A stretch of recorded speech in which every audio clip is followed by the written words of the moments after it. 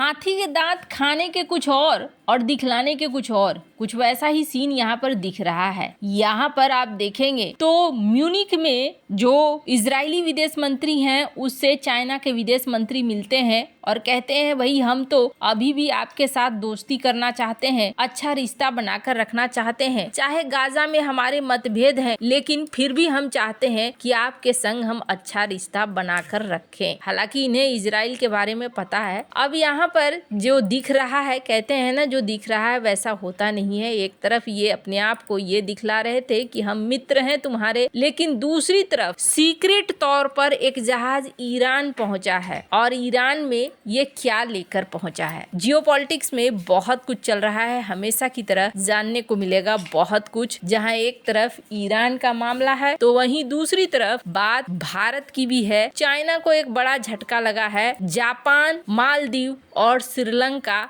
भारत के साथ आकर खड़े हुए हैं। हमेशा की तरह जानने को मिलेगा बहुत कुछ। आइए जानते हैं इन खबरों को विस्तार से। तो जैसा कि हमने आपको बताया, यहाँ पर देखने से ये लगा कि इजराइल एक बार फिर से साथ आता हुआ दिख रहा है चाइना के साथ, और चाइना भी पुराने वाले रूप में आता हुआ दिख रहा है। पर यहाँ असलियत क्या है? असलियत ये है कि CNN की रिपोर्ट के अनुसार ईरान के सैन्य मिसाइल कार्यक्रम के लिए ईंधन का एक प्रमुख घटक बन सकने वाले 1000 टन चीनी रसायनों को लेकर दो जहाजों में से पहला जहाज ईरान के बंदर अब्बास बंदरगाह के पास गुरुवार को लंगर डाल चुका है। ये जहाज, जिसका नाम है गोलबोन, 3 सप्ताह पहले चीन के ताइकांग बंदरगाह से रवाना हुआ था। इसमें सोडियम परक्लोरेट के 1000 टन की खेप का अधिकांश हिस्सा लदा हुआ था। यह रसायन ईरान के मध्यम दूरी के पारंपरिक मिसाइलों के लिए ठोस ईंधन के उत्पादन में मुख्य अग्रदूत है। यूरोपीय खुफिया सूत्रों के अनुसार यह सोडियम परक्लोरेट ईरान के खैबर सेकेंड मिसाइल के लिए लगभग 260 ठोस रॉकेट मोटर या हज कासेम बैलिस्टिक मिसाइल के लिए 200 मोटरों के लिए पर्याप्त ईंधन का प्रोडक्शन कर सकता है।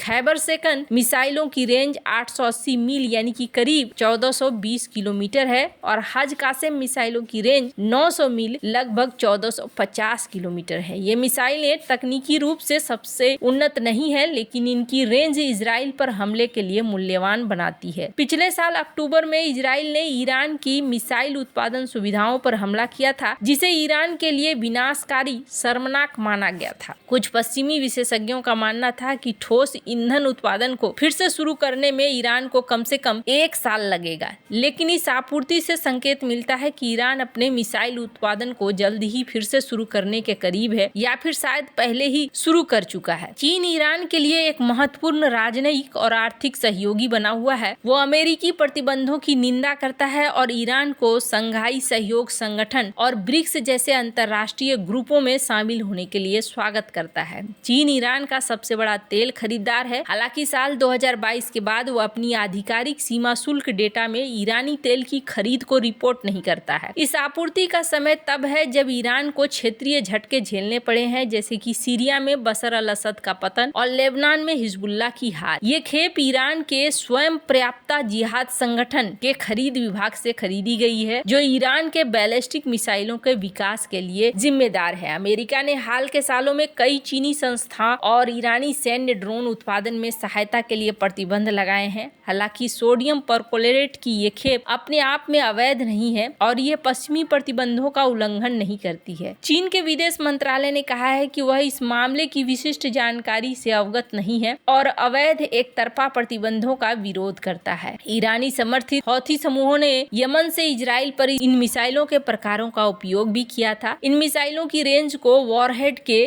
द्रव्यमान या द्वितीयक प्रणोदन इकाइयों के संशोधन से बढ़ाया जा सकता है। ठोस ईंधन का उपयोग कर ईरान की छोटी दूरी की मिसाइलों में भी होती है, जैसे कि अमेरिकी ठिकानों पर हमले और रूस को निर्यात करने के लिए। हालांकि ईरान की सबसे बड़ी और शक्तिशाली बैलिस्टिक मिसाइलें आमतौर पर तरल ईंधन का उपयोग करती हैं। ये खबर अमेरिका और इजराइल के साथ ईरान के नए तनाव के बीच आई है, खासकर 20 जनवरी को अमेरिकी राष्ट्रपति डोनाल्ड ट्रंप के पद ग्रहण के बाद। ईरान के राष्ट्रपति मसूद पेजेस्कियान ने कहा है कि अगर उनकी परमाणु सुविधाओं पर हमला हुआ तो वे और भी मिसाइलें बनाएंगे। वहीं ईरान के सर्वोच्च नेता अली खामनेई ने वाशिंगटन के साथ बातचीत को नासमझी करार दी है। ये घटना ईरान के मिसाइल कार्यक्रम को फिर से मजबूत करने और चीन के साथ उसके बढ़ते सहयोग को दिखला रहा है, जो दुनिया के लिए चिंता की बात हो सकती है, खासकर इजराइल और अमेरिका के लिए। खैर, जहां एक तरफ ये सब कुछ चल रहा है, वहीं दूसरी तरफ मालदीव के बाद अब श्रीलंका ने भी चीन को ठुकराया है और भारत का समर्थन किया है। भारत और श्रीलंका अपने द्विपक्षीय संबंधों को बेहतर करने और नई ऊंचाइयों तक ले जाने के लिए काम कर रहे हैं। हाल ही में कोयला और खान राज्य मंत्री सतीश चंद्र दुबे ने श्रीलंका सरकार के उद्योग और उद्यमिता विकास मंत्री सुनील के साथ बैठक करी। इस बैठक में खनिज अन्वेषण और खनन में द्विपक्षीय सहयोग को बढ़ावा देने पर चर्चा हुई, विशेष रूप से उन महत्वपूर्ण खनिजों को सुरक्षित करने के लिए जो दोनों देशों में आर्थिक और औद्योगिक विकास के लिए जरूरी है। चर्चा का मुख्य केंद्र श्रीलंका के विशाल ग्रेफाइट और समुद्र तट के रेत खनिज संसाधन है। ये संसाधन स्वच्छ ऊर्जा, उन्नत बैटरी और हाईटेक उद्योगों के लिए वैश्विक बदलाव में महत्वपूर्ण भूमिका निभा सकते हैं। दोनों नेताओं ने इन क्षेत्रों में अन्वेषण के अवसरों, तकनीकी सहयोग और निवेश की संभावनाओं पर गहन चर्चा की। चीन लंबे समय से हिंद महासागर क्षेत्र में, विशेष रूप से श्रीलंका और मालदीव जैसे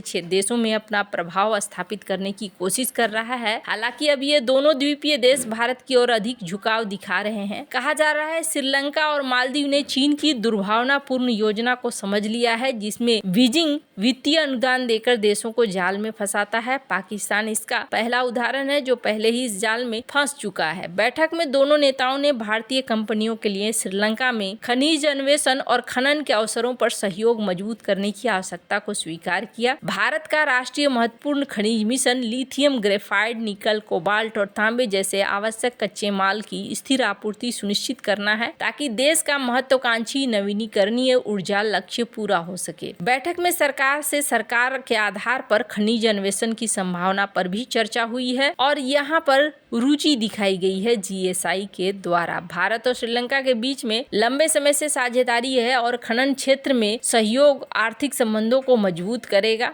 हाल के सालों में मालदीव और श्रीलंका दोनों ने भारत के साथ अपने संबंधों को मजबूत करने के लिए यहाँ कदम उठाए हैं। यहाँ देखने को मिल रहा है सिर्फ यही देश नहीं, बल्कि एक और देश है और वो देश है जापान, जो चाइना +1 पे भरोसा कर रहा है और भारत के ऊपर दाव लगाता हुआ दिख रहा है। स्क्रीन पर एक आर्टिकल देख रहे हैं, जिस आर्टिकल में इस बात को कहा भी जा रहा है, जापान चूंकि देख रहा है अभी सीन यहाँ पर बदलता हुआ नजर आ रहा है। बहुत ज्यादा भरोसा चाइना पर नहीं किया जा सकता है और न ही भविष्य में भरोसा अमेरिका के ऊपर किया जा सकता है, लेकिन भारत के ऊपर भरोसा किया जा सकता है। इसी आधार पर देखा जा रहा है कि चाइनीज कंपनियां चाइना +1 एक व्यावसायिक रणनीति, जिसमें कंपनियां अपने निवेश और उत्पादन को केवल चीन पर केंद्रित करने के बजाय दूसरे देशों में भी आना चाह रही हैं। ये भारत में आना चाह रही हैं। भारत में इलेक्ट्रॉनिक्स, ऑटोमोबाइल, अन्य विनिर्माण क्षेत्रों में निवेश बढ़ा रही है। यह निवेश भारत के मेक इन इंडिया अभियान के साथ भी है, जो विदेशी निवेश को आकर्षित करने और स्थानीय विनिर्माण को बढ़ावा देने के लिए शुरू किया गया है। जापान की सरकार भी इस रणनीति का समर्थन कर रही है। साल 2020 में जापान ने उन कंपनियों के लिए सब्सिडी की घोषणा की थी जो अपना प्रोडक्शन यूनिट चीन से भारत या फिर अन्य दक्षिण पूर्वी